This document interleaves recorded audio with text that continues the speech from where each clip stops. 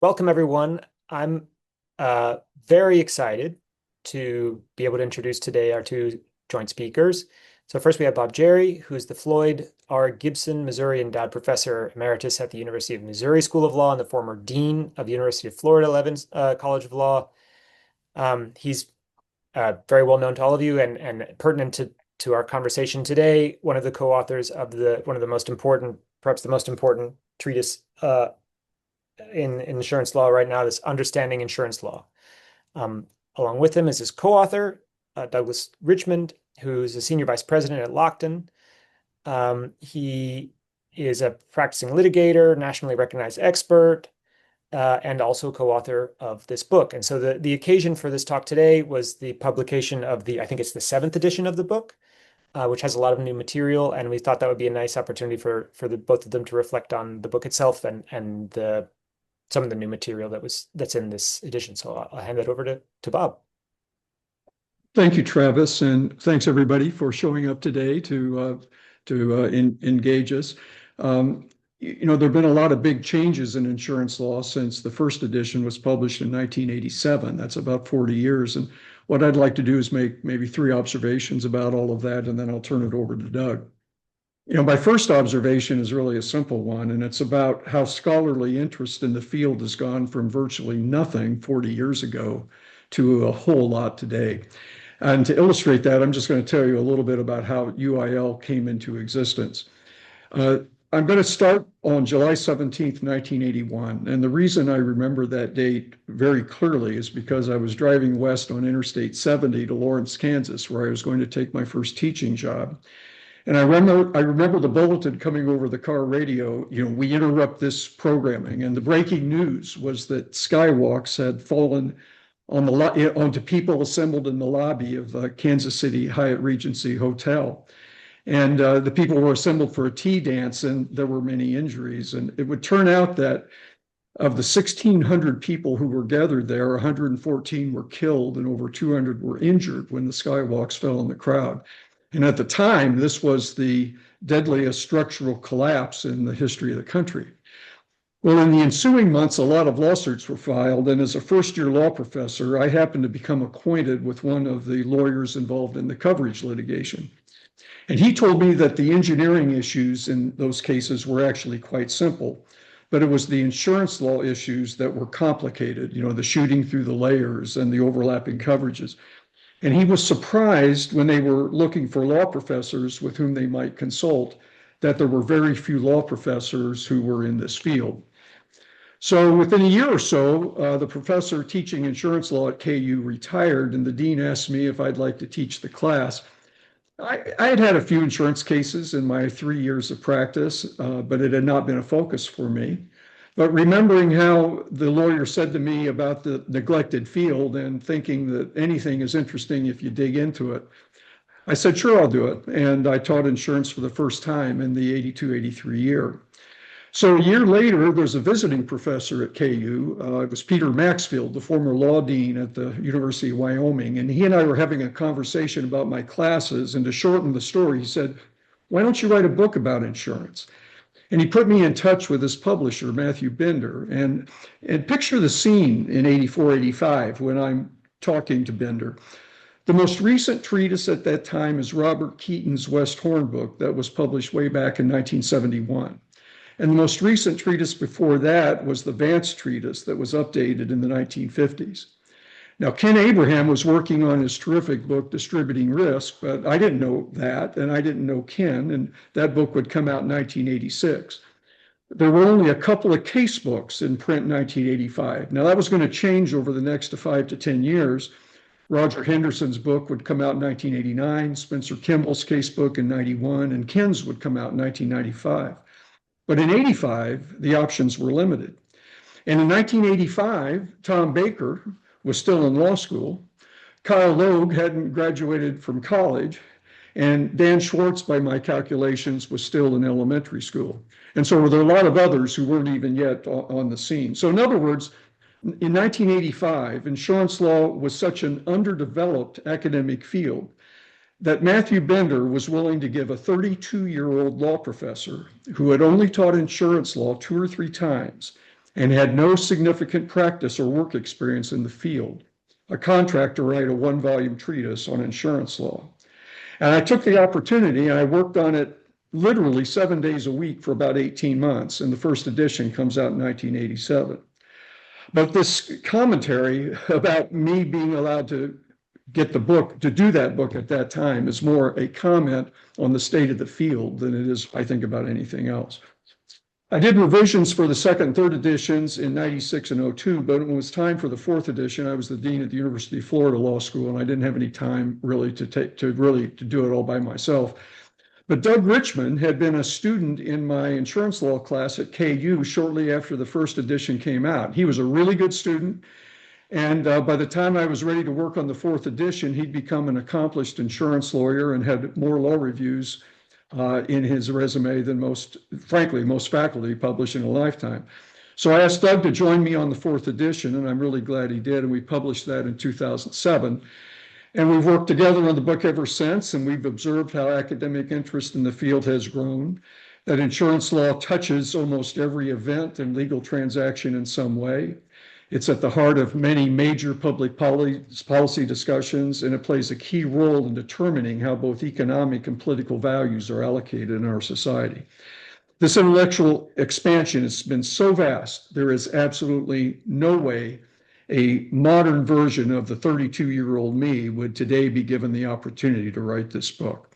And that's an opportunity, that's a statement really about what has happened in this field the last 40 years. For a second observation, I'm going to turn to the substantive law, and what stands out to me as a really big deal in the change in the law is how the canon for interpreting the meaning of consumer insurance contracts has changed, and what this means to the unity, with respect to the unity of contract law, which is a phrase that Friedrich Kessler used over 80 years ago when he wrote about the challenges presented by standardized forms, including the forms prepared by insurance companies. And my point will be, my belief is that the unity of contract law today is breaking up, and insurance law is serving as the wedge. And let me explain what I'm thinking when I say that. For a long time, and I mean going back to about 1800, the organizing principle for contract law was protecting expectations, protecting the expectations of the contracting parties, both parties. And that was a relatively neat and tidy framework when contracts represented the private law of parties, negotiating the terms with relatively equal bargaining power. But this framework, as we all know, was challenged when standardized forms appear on the scenes in large numbers. That happened right around the end of World War I. But even then, with the advent of standardized forms, the core idea that determining the meaning of a contract, including a standardized form, required some effort to understand the consumer's legitimately held expectations formed in the context of that transaction. And that was the framework that existed when I started working on understanding insurance law 40 years ago.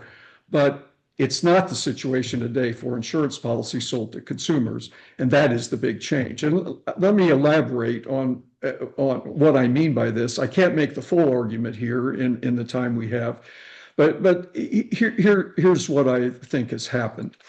I think it's useful to go back actually about 40 years before understanding insurance law and look at what happened with standardized products in the early 20th century. When the rapid transition from bespoke products to standardized products occurred, and that was also right after World War I, one of the big concerns at the time involved the expectations of consumers with specific respect to the quality of these mass-produced products. The problem had become that in contrast to the bespoke world, consumers are no longer involved in planning the construction or specifications of these products. Think cars, appliances, radios, and furniture. They don't understand about how these products are assembled. They have difficulty making informed decisions about quality at the time they make their purchase. So the question is, should there be a quality term in these sales contracts for mass-produced products? And that's what Carl Llewellyn was writing about in around 1937 when he said this: this is not a question of food, drink, drugs, axles, gas, face cream. This is a question of consumer, of helpless consumer, of consumer who takes what he gets because he does not know enough technically to test even what is before his eyes. It is a question of commodities, moderately or greatly standardized, put out for and upon consumers who have not the skill to judge them save in use. Now that sounds a whole lot, doesn't it? Like what we would say about the standardized forms and say about insurance policies. But it was out of discussions like that with respect to products that the implied warranty terms emerged in contracts for the sale of products. And these are terms that are designed to protect the expectations of consumers when they contract to buy these products. Well, standardization of forms in consumer transactions, including insurance, developed for many of the same reasons we had standardized products. And the growth in standardized forms occurred at largely about the same time as the growth in standardized products. And Carl Llewellyn also talked about the problems with the standardized forms. In the American Economic Review in 1925, he has an article that's a wide-ranging discussion of the interplay of law and economics. But in the middle of the piece, he discusses how private interests have been influential factors in law's major changes. And he says standardized contracts have benefits, but he says for the consumer, I quote, their certainty is less before than after the event, and thus some correction is afforded by the courts. And he uses insurance as a specific example. And he says, and again, this is 100 years ago, thus life insurance has become almost a commodity, the insured being given about the protection he might decently believe he was buying without too close regard to the exceptions of the policy. In other words, expectations from the context without too close attention to text. And he makes this point again in 1939 in a book review in the Harvard Law Review, where he says, when bargaining is absent in fact, courts should read into a standardized form the terms which a sane man might reasonably to expect to find on that paper. In other words, it's not about the text, but it's about the expectations from the context. And then in 1943, in the Columbia Law Review, Friedrich Kessler takes up this issue with standardized mass contracts and contract law. He's familiar with Llewellyn's writing, and he cites him in the footnotes. And he refers to insurance policies throughout the article. He talks about how these standardized forms can take advantage of the weaker parties, and he describes how courts, especially in the insurance cases, have stretched contract law rules, they're trying to keep the contract canon intact, but they apply the rules nevertheless in ways that protect the expectations of consumers. And he finds some of these stretches to be so incredible that he wonders, and I quote, can the unity of the law of contracts be maintained in the face of the increasing use of contracts of adhesion? Now, he's essentially asking whether we need to divide contract law into a bespoke division and a standardized consumer forms division. He writes, the task of building up a multiple system of contract law is eminently difficult. And his closing paragraph shows he's already decided that freedom of contract should mean different things in different business settings. But he isn't ready to ignore the role of the consumer's expectations should this division occur, because he says, courts have to determine what the weaker contract party could legitimately expect by way of services, and to what extent the strong party disappointed reasonable expectations based on the typical life situation. In other words, even for standardized contracts, what the consumer reasonably expects in the context of the totality of circumstances is important. And then we're familiar with Robert Keaton's articulation of the doctrine of reasonable expectations in his 1970 Harvard Law Review articles.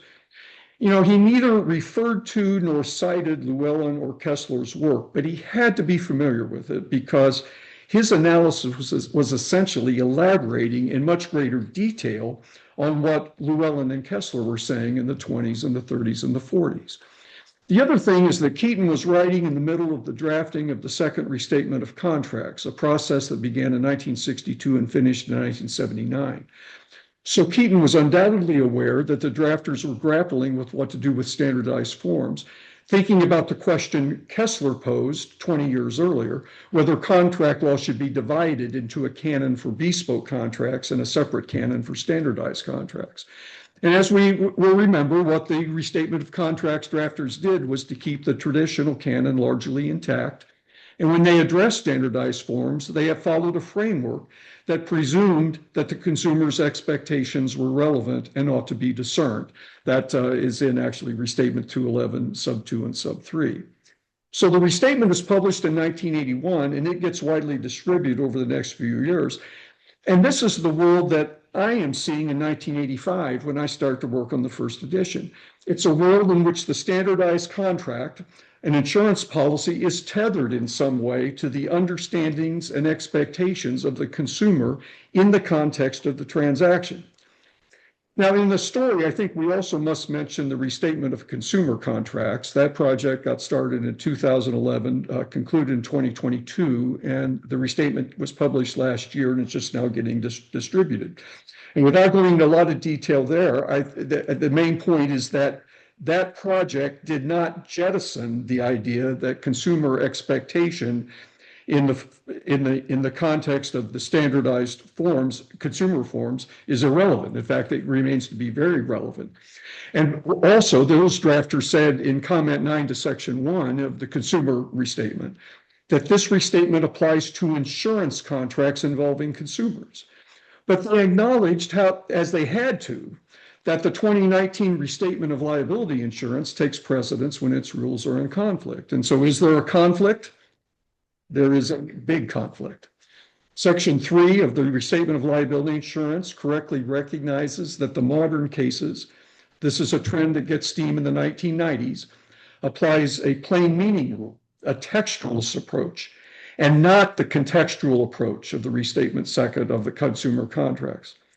So what we now have in the cases correctly recognized in the restatement of liability insurance, and I think this is the significant change for me during the life of UIL, is the evolution that goes back many, many decades of the interpretation an approach that goes from stressing consumer expectations in the total context of the transaction to one that encourages insurers to draft in plain language, which with the reward being that their plain meaning will be enforced, without even considering the policyholder's argument that they, in the overall context, reasonably thought that the insurer was selling them something different. So this is a drive toward textualism and determining the meaning of insurance contracts. And when this takes expectations out of the equation, consumer expectations, then we're not really talking about the traditional canon of contract law anymore. This is the division of contract law coming into reality. It's why in section 2, comment H of the liability insurance restatement, we could see that insurance policy interpretation rules are properly considered to be distinct from general contract interpretation rules. And insurance law is an analytically distinct set of common law doctrines. What we have is a common law of insurance, essentially the split that in the unity of contract law. You know, my third point, I've taken just a few minutes longer, but the third change since started writing UIL is technological change. That's affected us everywhere.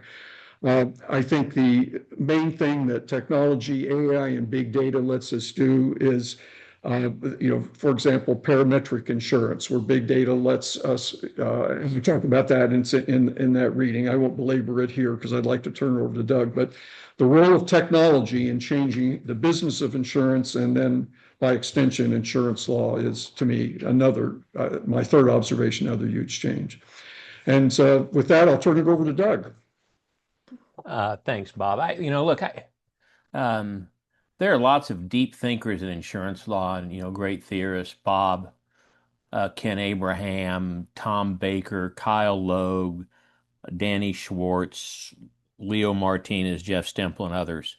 I'm just a guy. And insurance was never originally any sort of grand plan for me. I took insurance law from Bob Jerry at the University of Kansas School of Law initially, because it was a 2-hour course and it fit my schedule. as a 3L. It was not much more scientific than that at the time, but I enjoyed the course and I saw the utility in it. And as a very junior associate at my law firm, I got lots of trial advocacy experience, a lot of trial experience as a first year associate.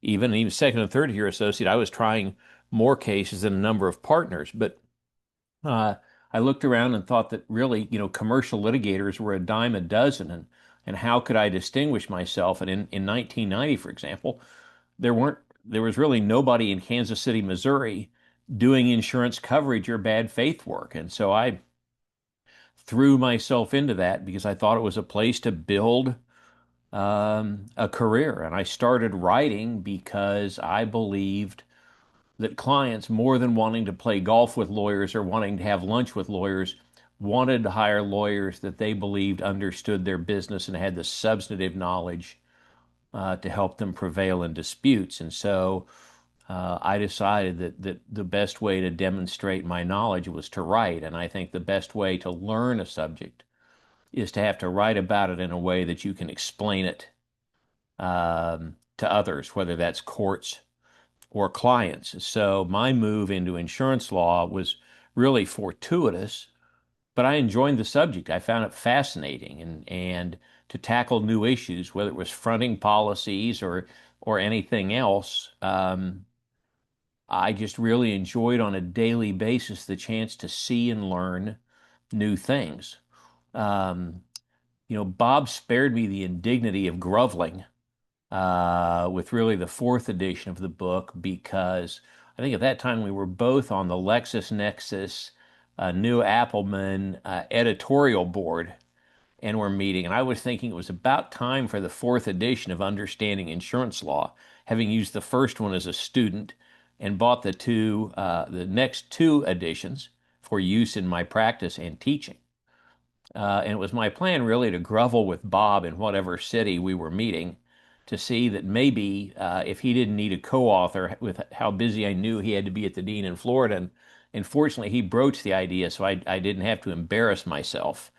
But I think what I've added to understanding insurance law um, is simply the practical aspect that comes with uh, being a lawyer in insurance practicing every day, whether that's writing coverage opinions or defending insureds or handling coverage litigation or handling appeals. And I think that's really an essential aspect of insurance law, maybe in a way that it's not in some other substantive areas of the law. I mean, and that's shown up in various ways in understanding insurance law. I mean, I think the two of the pages I threw in for us to look at today were pages 43 and 44, which are really, in many ways, unremarkable, except they discuss variable life insurance and variable universal life insurance. And the reason that's in there is because I had a huge case involving variable life and variable universal life policies. There wasn't any authority out there, and I was frustrated with the arguments I was meeting in the case and having to educate the court. And I thought, this is something that practicing lawyers need to know about, and there weren't other resources. I mean, so that kind of edition of the book was the product of nothing other than my frustration as a practicing lawyer. And frankly, a lot of my articles have been just the source of frustration as I felt the need to explain things to people in a way that fit my view and that would advance my beliefs. The Chief Judge of the Eighth Circuit, Richard Arnold, once said to me at the close of an appellate oral argument, Mr. Richmond, you're not always right, but you're never in doubt. Um, and I agreed with the second part of that. I thought the first part was inaccurate. But I mean, for me, it was just injecting the practice in a book in a way that would be useful for students. And I think Bob and I don't know that Bob ever envisioned this when he wrote the book initially, envisioned the book being cited by courts as often as it has been over the years. So for me, it was important to be able to inject ideas into the book that might help courts understand insurance law better. Um, I really worked to add a section on insurance agent and broker liability more than was in the first section of the book because I thought that was a sort of an understudied or not fully understood um, area of the law. I mean, we've devoted a lot of attention in the book to what we describe in shorthand as the duty to settle, but as Tom Baker and Kyle Logue aptly pointed out in connection with the restatement of the law of liability insurance, it's really the insurer's duty to make reasonable settlement decisions. But I think we've really expanded that section over the years to include things, for example, like an insurer's obligations or lack thereof, to take non-monetary demands or factors into consideration when deciding whether to settle a case within policy limits. In the last edition, thanks to Bob, we added a short section on parametric insurance. I mean, I think over time, starting with the fourth edition, we've taken what was already a very good book and turned it into something that has really good practical application for lawyers and courts. And I'm proud of whatever small role I've had in that. There's no doubt that whatever changes in insurance law Bob has seen from an academic perspective are incredibly evident to me on a daily basis. In 1990, when there was almost nobody in Kansas City, Missouri doing insurance coverage and bad faith litigation work but me, there are now legions of lawyers in that space. And it's very much a national practice. I think it's that rare area of law where you get to test so many different theories and substantive areas and see so many sort of underlying industries and practices that make it a really challenging and interesting field to study and write about. And I've been blessed to do that and to sort of get dragged into the insurance industry in 2004, first with Aon, and then in 2024 when Aon forced me to retire, just not appreciating my brilliance, over to Lockton. And so, I mean, that has been for me, if you think you know insurance as a lawyer practicing, to then go inside, for example, Aon, the world's largest insurance broker and risk consultancy, or Lockton, the world's largest independent brokerage, and sort of see how the sausage is made in all sorts of different ways, is an education on a daily basis. But I think the Understanding Insurance Law, that was a great book when Bob first wrote it in 1987, has stood the test of time. I think it is, he says humbly, sort of the best source out there for people to use, because I don't think, Couch isn't a practical resource for most people. It's simply too large and too expansive. And the New Appleman Insurance Law Library Edition, which Bob and I both contributed to and worked on when we were on the editorial board for New Appleman at LexisNexis, is costly and is just too voluminous for most people to work with. And I think Understanding Insurance Law is something that any practicing lawyer or law student can have on their shelf, or a court could have in a law library, and provide a good start on getting the law right. And I'm happy to be a part of that. But it's Bob is the brains behind it, and I'm not the brains in any aspect of the insurance scholarly world. I'm just a pretty diligent guy who's managed to write a lot, and enjoyed every minute of it. Doug, part of what you just said is ridiculous but I'll deal with you on that later. No, look, I mean, I think there's a lot of good lawyers practicing the field of insurance, and there's a lot of sophisticated issues that come up. And it's rare that you can't learn something from an adversary, or even from another lawyer on the same side of the V in insurance litigation. And the clients are incredibly sophisticated. It's rare that you can't learn from your clients in those cases. So, I'm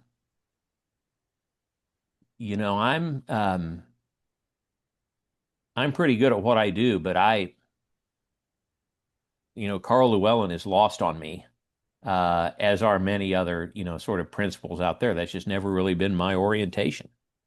I do think the reasonable expectations doctrine is ridiculous, but I guess the late Judge Keaton and I will just have to disagree on that. the changes in the field, the young scholars, younger than me, scholars that have come on board, it's just amazing how much good work is being done. And I just love reading the scholarship of so many people. They're, some of them here, others not, but that's really how things have changed.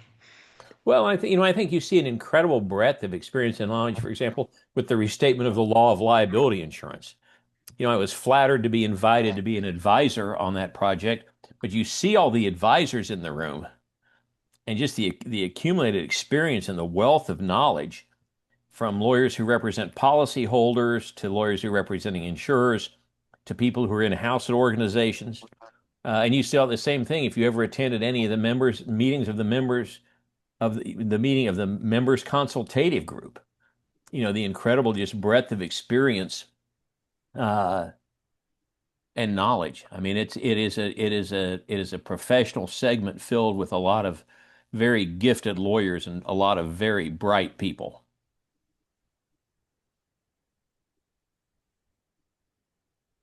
Agreed. And I think that they also have a well-earned reputation for being personable and humble. And you guys have both, perhaps to an absurd degree, are humble. But so thank you for that, and let's open it up for questions. I'll give folks a moment to use the raise hand function, or you can write your question in the chat. And so I'll kick off with one of my own. I've been thinking about this for a while, but some of the stuff that Bob was saying raised it. So my understanding is that part of the sort of story of the decline of the reasonable expectations doctrine and the other kind of doctrines like policyholder friendly interpretive doctrines in insurance law, and the replacing of them with a kind of more textualist interpretive frame came from a kind of anxiety that like the reasonable expectation doctrine in particular would like infect the rest of contract law, that it would spread beyond insurance and touch other types of contracts that arguably it was not well suited for.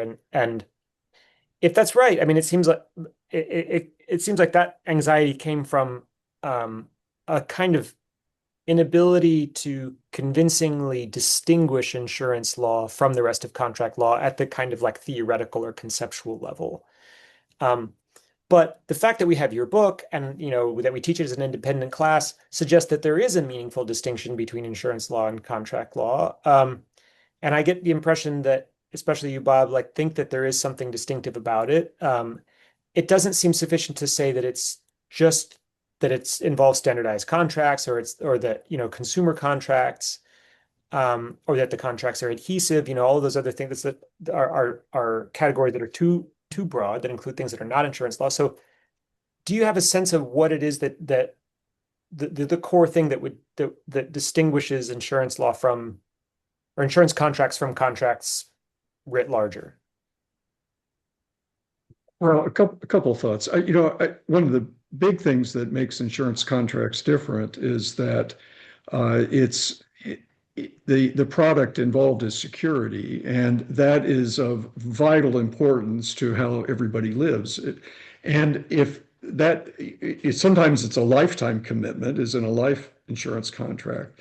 And sometimes the insurer's non-performance of that contract has multi-generational implications. I mean, if someone is bankrupt because of illness or loss of a home, I mean, that affects generations 2, 3 times in the future. And, that doesn't happen with standardized form on buying a refrigerator or buying or a contract to, buy a load of beans or a lot of commercial sales contracts. It has that special nature. So it has attracted special attention for a long time. I mean, I think what in my remarks today, I'm not making a normative argument as to whether the abandonment of what the consumer expects as apart from terms is bad or good. I'm just saying that at this point it is.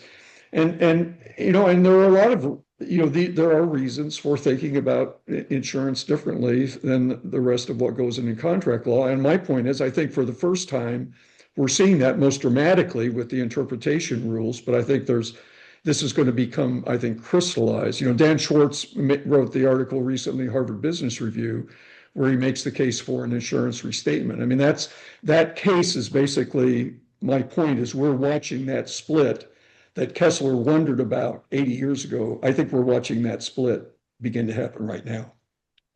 I think there's two things that have to be said. One is the language of insurance policies is so different from the language of contracts generally.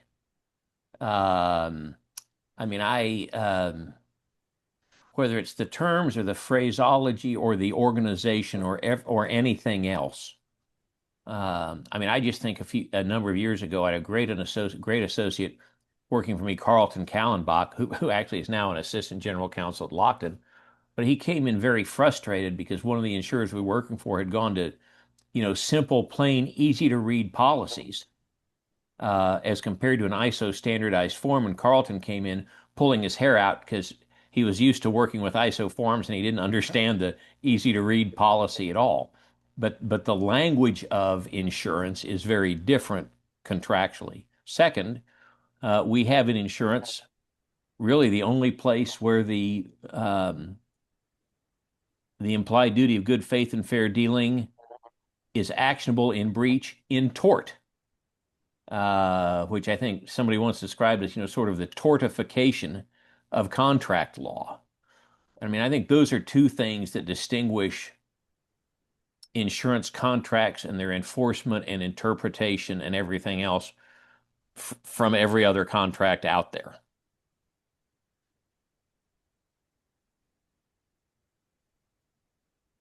Great, thanks. So we have a question from Amanda. Amanda, you want to ask it live or read it?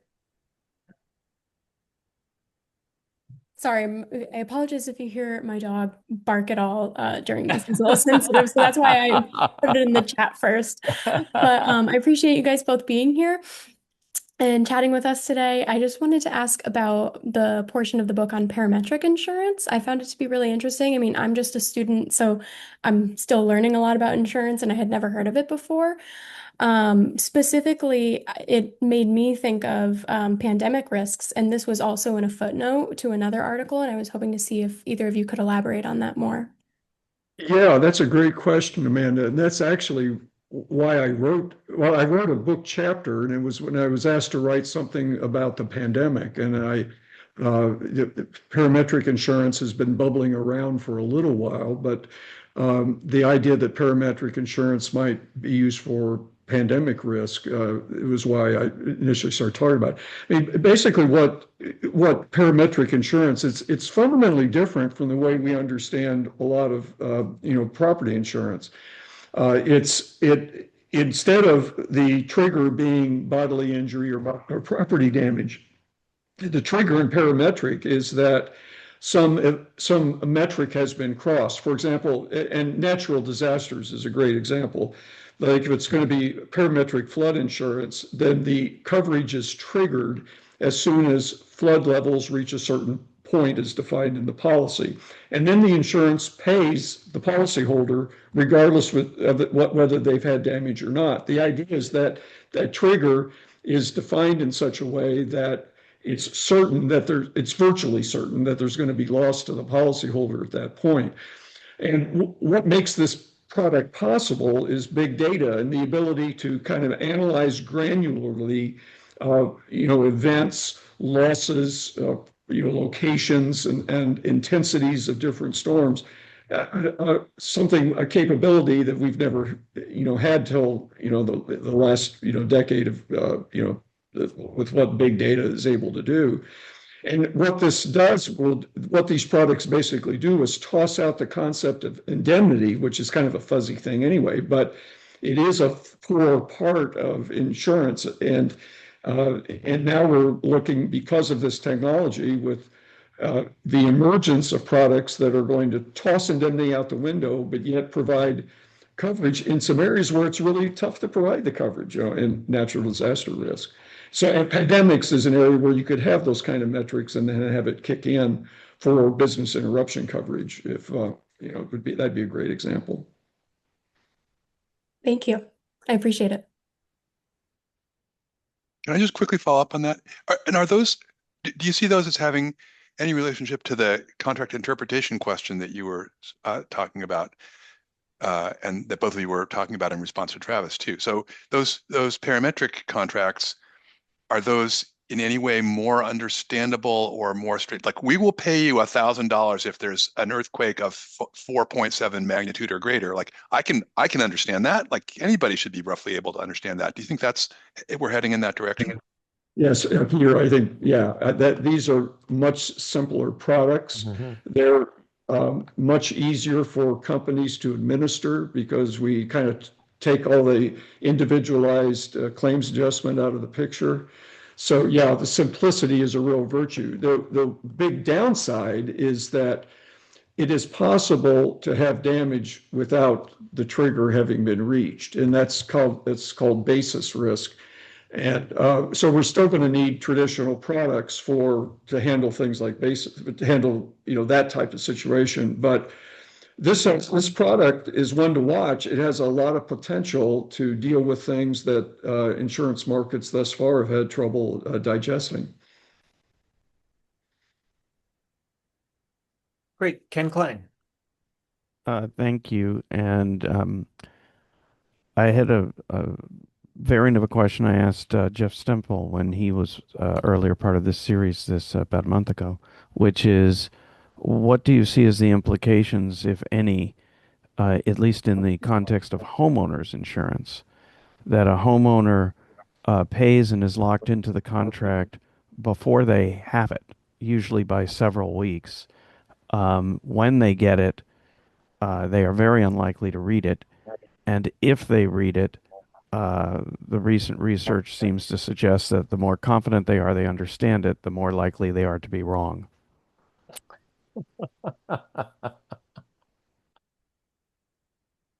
Doug, you want to? Well, I mean, look, there's actually an ABA book that will be published in December, the reference handbook on the homeowners insurance policy. I mean, homeowners insurance, I mean, is the largest source, I think, of liability insurance protection probably for Americans, outside of auto risk. And it's also insuring everybody's probably largest personal investment, which is their homes. And I think the lack of understanding of a homeowner's insurance policy terms is probably a situation as old as time, frankly.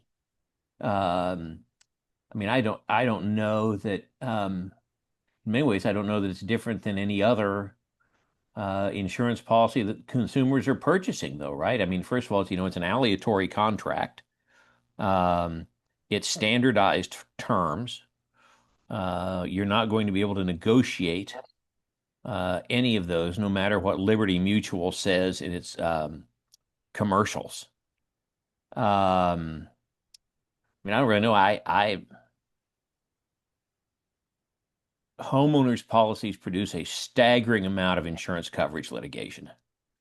But I don't really know what more to say than that. Again, I'm falling victim to the fact that I'm just not a deep thinker, and Bob may have better thoughts. Well, I don't have better thoughts. This is the problem that's bedeviled us ever since standardized forms came on the scene. And it's that the consumer doesn't understand it and won't even see it till after the fact. It's like with standardized products, the consumer only understands it once it's put into use. And so what is then the right answer for how we protect what the consumer thought he or she was getting at the time they purchased it? We are moving to to a regulatory regime that I think is divorced from the way we thought than the traditional contract canon. I see Jeff Stemple. Jeff is here. Hello, Jeff. I mean, you've thought about insurance as products for a long time. I mean, that idea goes back 60 or 70 years, and it's the sort of thing that maybe we need to understand this relationship as something very different than the way we've treated it for decades. In theory, the solution to a lack of understanding about homeowners policy is the insurance agent or broker from or through whom the consumer is purchasing the policy as a source of information and understanding. Yet, from Danny Schwartz's article back in 2011 in the Chicago Law Review, where he interviewed agents and brokers and talked about, sort of the differing terms between the policies offered by different carriers. And a number of carriers in the HO space have strayed from the ISO HO3 policy form, and including, major carriers like Farmers and State Farm. I think Danny, as I recall, what Danny wrote there is that agents and brokers weren't able to really articulate, sort of key aspects of the coverage. And so the person you would expect to be able, or most able to help consumers and sort of fill in any gaps, I don't know how many are capable or how many are motivated to do that. And part of that, unfortunately, I think is an aspect of risk management that is drilled into insurance agents and brokers, which is you're not an insurance advisor. And so, when it comes to trying to explain coverages to people, sort of the less you say, the less likely you are to have an E&O claim at some point. But in theory, it's the intermediary that should be helping consumers and filling in gaps, in my mind. And I'm just not sure it happens. It certainly does in the commercial field. I mean, for example, if you were to look at Lockton, my former team at Aon, we very much believed ourselves to be insurance advisors. We didn't just want to be a vendor who sold policies. But I doubt that's true for the most part. If I go down to my State Farm agent to get my homeowner's coverage or auto coverage.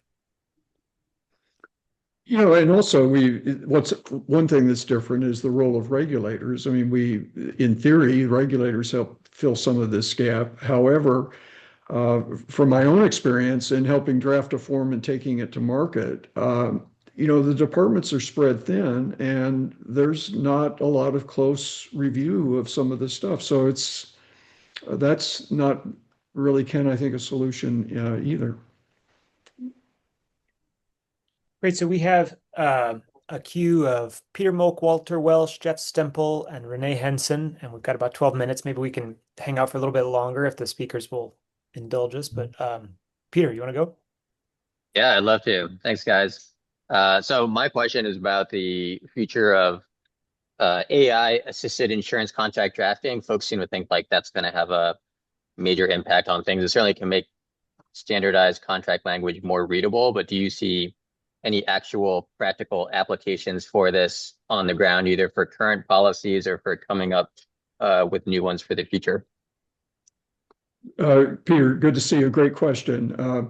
I asked AI, one of the chat things lately, to give me a review of the pros and cons of parametric insurance. This is after I wrote the chapter. It really did an excellent job. Then I asked it to say, tell me the areas in Florida where the parametric product would be a really good fit. And it did a really good job, in my opinion, of picking out the areas. Peter, I think you could guess what's on that list, and yeah, and it's there. And then I said, design for me a brochure or flyer that would explain parametric insurance to consumers. And it was a little quirky, but it did a really good job. I've been reading Renee Henson's stuff on AI, and the thing she's teaching me, I have a whole lot to learn about it, is I'm not going to trust it a whole lot to make some of these decisions. But I think Renee's persuaded me. I think I'd ask her to explain why I feel that way.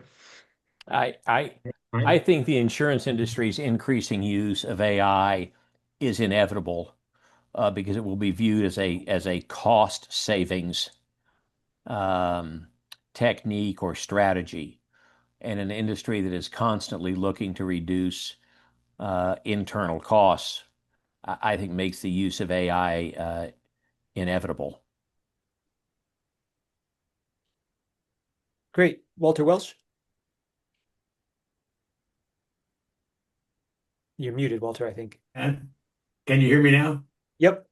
Yeah, I really just want to make a comment for those of us who've been in this business a long time. I won't mention, you've got some people I can see on this are much newer to the business. When we started, there was almost no text, as Bob, you know, if you go back to the 70s on this, and there was an Association of Life Insurance Council I worked on the life insurance side. They met once or twice a year to present papers. I mean, there was some fun associated with the meetings as well, but those papers became bound in volumes, and that's what people used because wasn't much to read, much written about insurance. One of the leaders of many of those discussions was Bob Googins, who helped establish the UConn Masters in Insurance Law program. So all the law was coming from either people who worked in it full time or people who were inside counsel. And you had to the books you've done, it's been a place we can go look. And the other place thing I wanted to mention is on the forms for life insurance, it is hard to deal with each separate state. And so you try and if you could get a policy approved by the New York Insurance Department, then you knew you were going to get a pretty strict review of the policy. And that's the one, if you didn't want to have different policies in every state, you'd try and use that same form in other states as well.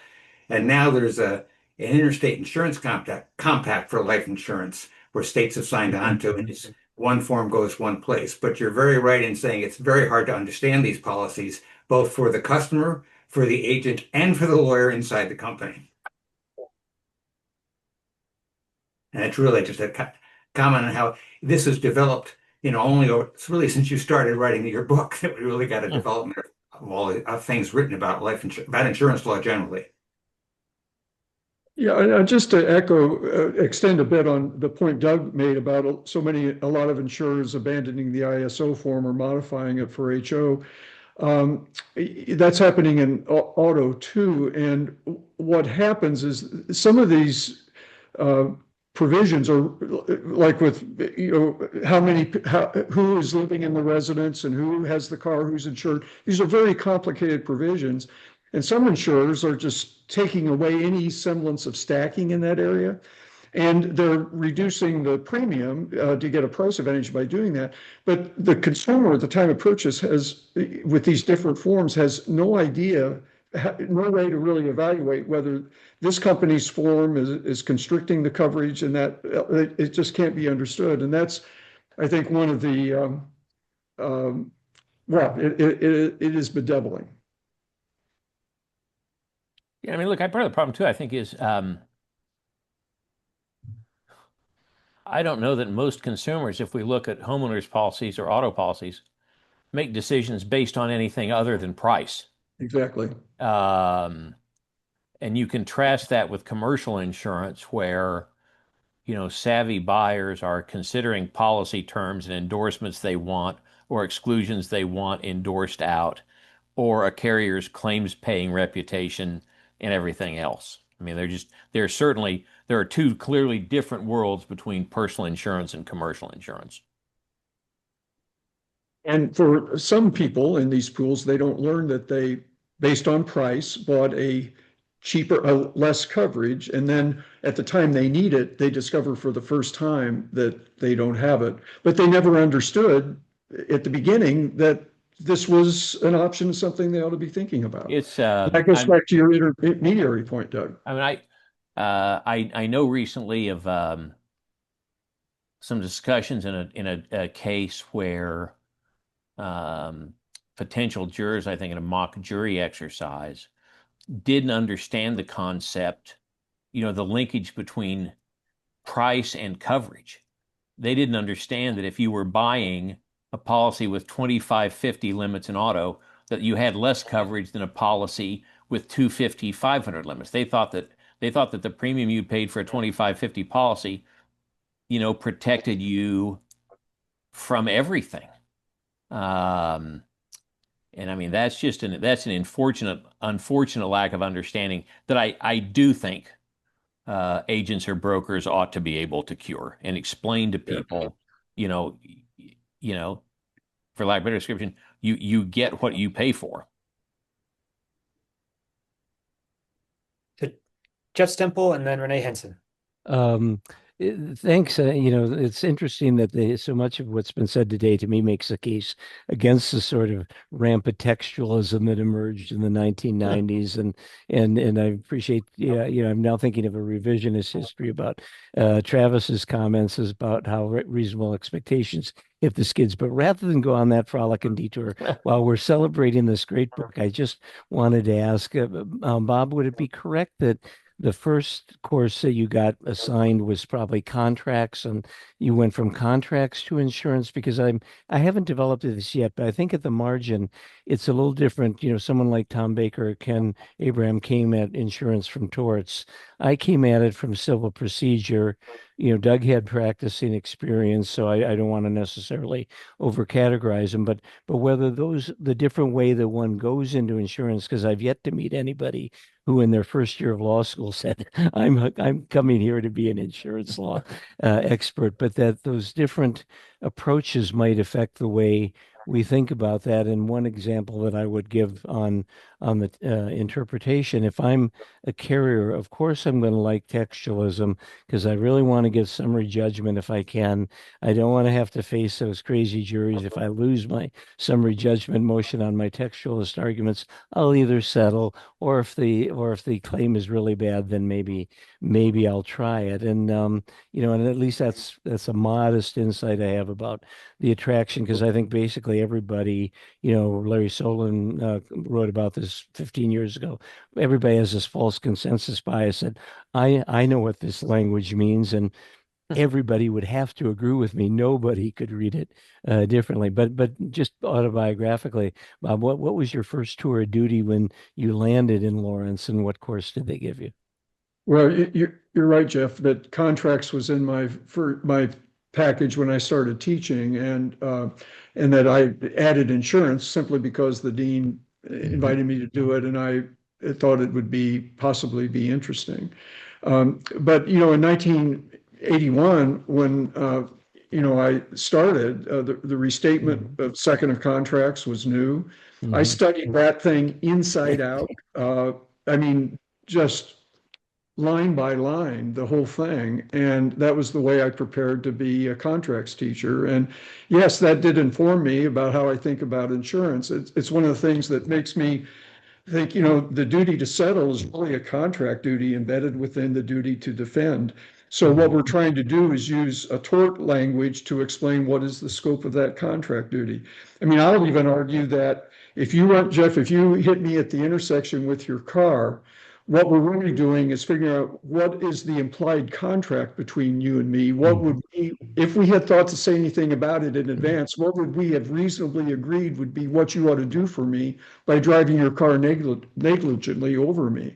I mean, so in some ways, I'm beginning to think that if insurance law is splintering off, I mean, maybe what this world is it's a law of obligation, and we're trying to figure out what is it that describes the law? And we've used contracts, torts, insurance law to do that. And maybe we're going full circle to, we're dividing this law of obligation into like the way the old lawyers had writs back in the King's Courts. And we've got these little separate areas. So anyway, I start with contracts, and then I end up with these different thoughts about what's going on in the world. Great. So Renee Henson with last question. I might just provide a comment and then ask my question offline at a later time. But just to thank you, Bob and Doug, for the work that you've done for the newer, younger folks like myself who have entered into insurance more recently. It's really important. I also got my start in Kansas City, Doug, at a firm there practicing and didn't know much about insurance. Bob was my contracts professor, not insurance law professor, and discovered the importance of insurance in practice in products liability, mass tort litigation. And so I have a question about parametric insurance. I am also interested in that, but I can ask you, Bob and Doug, at a later time. So I just appreciate your time today. You know, it's interesting. My second semester at KU, Bill Lawrence, who was teaching contracts, had to leave for a while, and Bob took over his class. And I'd known Bob before because, however, I guess KU mistakenly thought my LSAT score suggested an ability to succeed. And so he'd been the faculty member assigned to reach out to me. But in contracts, because he knew me, it seemed like he calling me every day. So at least at the end of that second semester of contracts, where I got a good grade, Bob was not real high on my list of popular professors.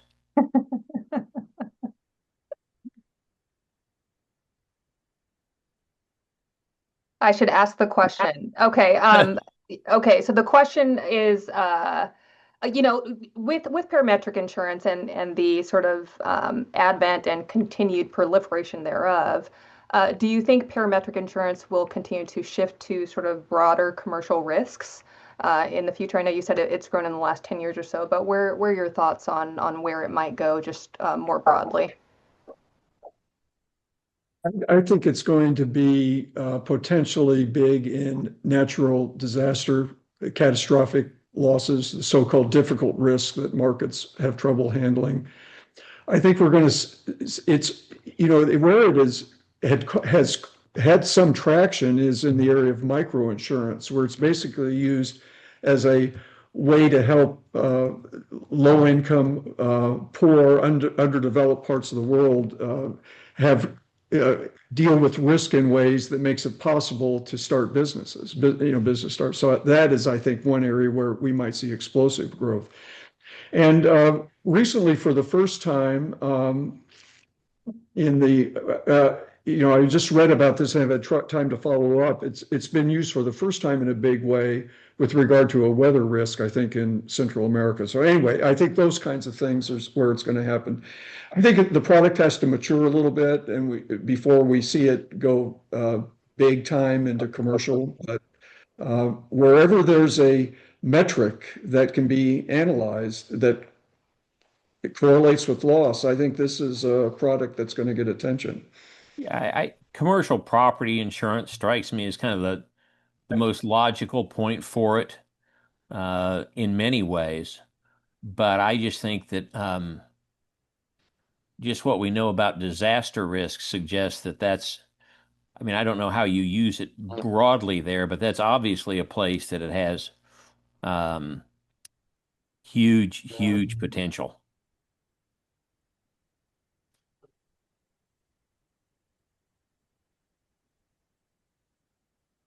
Great. Okay, so we have one more question. I don't know if Bob and Doug, do you want to stick around for one more? Sure. All right, so Barry with the last word. Hello, sir. Daniel Barry, former LLM alum. So I'm in private practice. I'm in-house right now, do a lot of work with Lloyd's. I can just tell you from my personal experience on the commercial side that parametric is common now in commercial. The example I would use is so when you get into solar panels, you'll get a payout for how many rainy days there are, or how many cloudy days there are. If there's a sufficient wind, that leaves will get on the solar panels, resulting in you cannot get your usual just electrical response that you normally would. You just get paid out for that. They've got it set up already, so it's not even hard to do for the claim. Right. So just putting that out there or something. Oh, I happen to know. No, it's interesting. Thank you. Yep. Well, so I'm sure this won't be the last occasion we'll get to celebrate this book, but I'm glad we seized it. It's a really great accomplishment, and I want to just echo what Renee said, that as someone who really relied on it to get my feet wet in the area, and I turn to it often when teaching and when I have my own questions, it's a really great resource. So on behalf of everyone in the insurance law diaspora, let us thank you for writing it and for sharing the background on it and your thoughts on it with us today. So thanks a lot. Thanks for having me. Thanks.